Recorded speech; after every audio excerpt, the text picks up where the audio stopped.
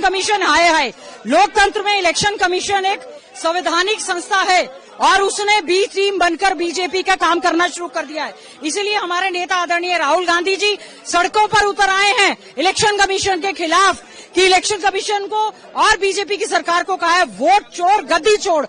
हम चाहते हैं कि क्यों, क्या कारण है कि बीजेपी के नेता वकालत करते हैं इलेक्शन कमीशन की और इलेक्शन कमीशन किसी की सुनवाई नहीं कर रहा है।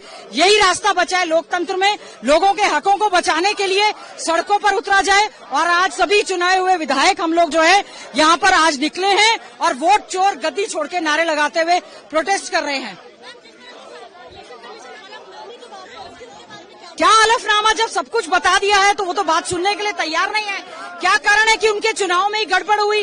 क्या कारण है कि चीफ जस्टिस ऑफ इंडिया को उस कमेटी से हटाया गया ताकि वो बीजेपी की बी टीम बनकर काम कर सके? शुरुआत से ही जब से चुनाव हुआ है हम बोल रहे हैं कि वोट चोरी की है इस भाजपा सरकार ने।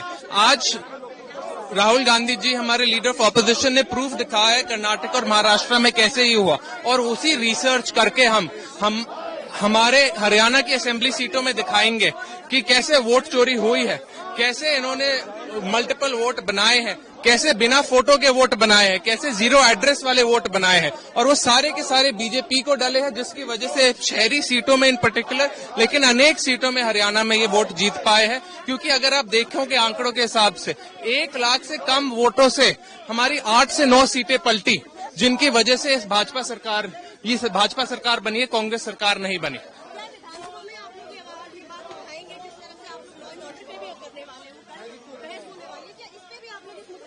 हम आंकड़ों से बात करने में विश्वास करते हैं। हम इस सरकार जैसे नहीं है जो सिर्फ चुटकुले और हंसी मजाक की बात करती है। जब हमारी वही रिसर्च कर लेंगे हम जो राहुल गांधी जी ने महाराष्ट्र और कर्नाटक में की थी, तब हम आपको आंकड़ों के साथ दिखाएंगे विधानसभा में कैसे ईसीआई ने झूठ किया है, ईसीआई ने हमारा लोकतंत्र को खत्म करने की कोशिश की है और इस भाजपा सरकार और भाजपा शासन के साथ मिलकर ये गतिविधियां की है।